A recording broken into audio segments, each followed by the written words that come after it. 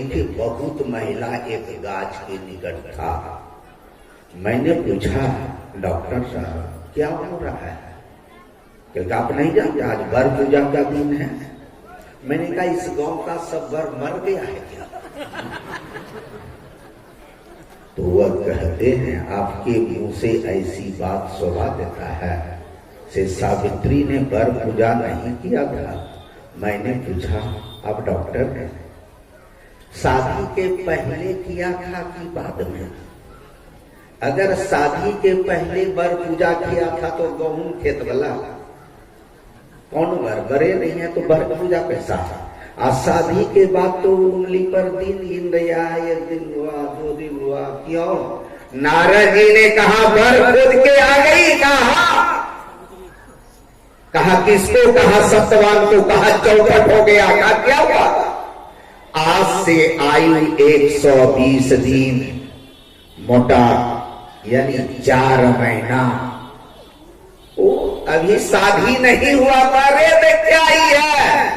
लेकिन सावित्री को कह देना चाहिए कल दूसरा वर खोज लेंगी।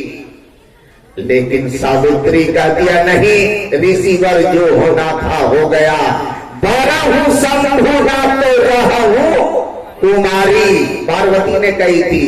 सब ऋषियों ने जाके विष्णु का बड़ा गुणगान किया और शिव जी का काफी भर्त्सना किया। पार्वती कहते हैं ऋषिवर बस बस मैं समझ गई कि विष्णु गुण का खजाना है और शिव जी अवगुण का भंडार है। यही ना? कहा अब समझ में आई है। तो कहा मेरा निर्णय सुन लीजिए। मेरा निर्णय है 12 शंभु ना तो रहा हूं कुमारी। कुमारी रह जाना अच्छा है, लेकिन दूसरा वर मैं नहीं भरने वाली। वही सावित्री कहती है कि जो होना था हो गया। अब सोच लीजिए, एक धन पर पली हुई लड़की है और दूसरा कंगाल है, लकड़ी बेच के लाता है, पैसा तो खाता है, नहीं तो तीनों माँ बेटा उपास से रहता है बेटा। अब सोचिए कैसी गरीबी। उस लड़की को शेष आके शादी किया होगा तो सावित्री इतना बड़ा घोड़ा वाला चप्पल लेके गई होगी। आ जाएगी तो पहाड़ पर चढ़ेगी कैसे? जिस वातावरण में जा रही है उसके अनुकूल होने से शोभा देता है। नहीं वातावरण कुछ है, आ गए आकाश पर चढ़ के तो मन भी वैसा ही पतंग हो जाता है। महापुरुषों ने कहा कि सबरी तो पैदल जाना चाहती थी, लेकिन पिता ने कहा जहां तक रथ जाता दोनों रथ पर जाओ। तब सावित्री रथ पर सवार हुई और गई। मैंने कहा डॉक्टर साहब कब वर पूजा किया? अब तो वहां मौका नहीं है ससुराल में वर पूजने का। मैंने कहा कि जिस गाछ के निकट जमराज से लड़ने के लिए सावित्री बैठी थी, सत्यवान के शरीर को लेकर के, वह गाछ ही बरगद का था। तो मेरे बैठने से ये चौकिए वर देने लगे तो विशेषता हमारा की चौकिया का। अगर सावित्री ने वह काम की, जब गाछ के निकट बैठी और उसका पूजा कर, गाछ का पूजा करने से सुहाग अमर रहेगा, तो सब विधवा को भेज दीजिए, सुहाग लौटाएगा। जो सावित्री की है वह करने में तो तेल गुड़ खर्च होगा ना। बच्चे से सावित्री ध्यान पूजा करती थी, वह ध्यान पूजा से तो अपने को कतराती है, लेकिन गाछ में घूम घूम करके पंखा झेलना, रोली बांधना, मिठाई खिलाना, वो गछवा खाता नहीं क्या? लेकिन जाती है कि लाने के नया पंखा। हमारे आश्रम में बारात में हर बार पूजा में 2-4-10 पंखा आ ही जाता था। कर रही थी। मैंने कहा कब मौका मिला? इतने साल। मैंने पूछा डॉक्टर साहब क्या बताइए? कहा क्या? मैंने कहा सावित्री बचपन से ध्यान पूजा करती थी, यही कारण था वह शक्ति से अपने लिंग शरीर को निकाल ली और जमराट के पीछे चल दी।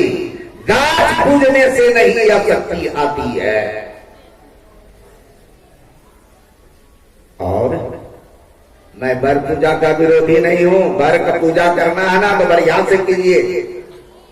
एक वर पूजा की तिथि आने के पहले वर को कहिए कि नया धोती, नया कमीज, सब कुछ नया कपड़ा ले आइए और उस दिन बाजार से जाके बढ़िया वाला साबुन मंगाइए। जब हो खासो जो सबसे बढ़िया साबुन हो, एक डेगची सुसुम पानी कीजिए और मल मल करके खूब नभाइए और नया कपड़ा पहनाइए। गरम गरम ताजा लड्डू दीजिएगा तो डब डब खाएगा भी और पंखा झेलिएगा, खुश होगा तो साया साड़ी गुलाब जो लाके देगा। गछवा एक पीस देगा, ब्लाउज क्या इस गाछ की निकल जाते हैं।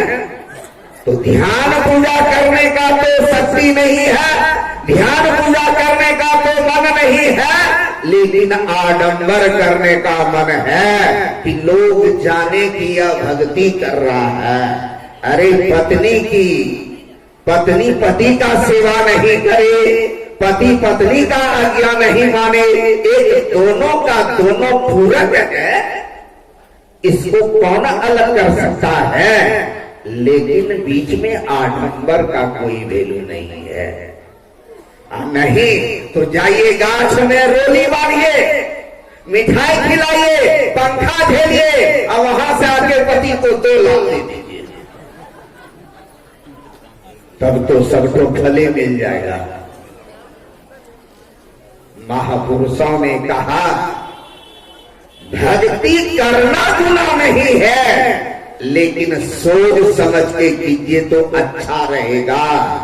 ये सारे भक्ति जितना संसार में देख रहे हैं, चाहे वह बड़का से बड़का हो या छोटका से छोटका हो, जिस भक्ति में शरीर और इंद्रिया सहयोग करती है वह असार भक्ति है।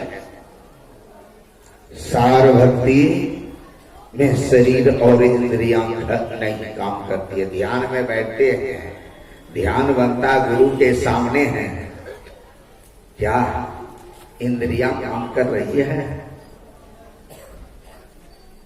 एक व्यक्ति ने यही भागलपुर से जा रहा था,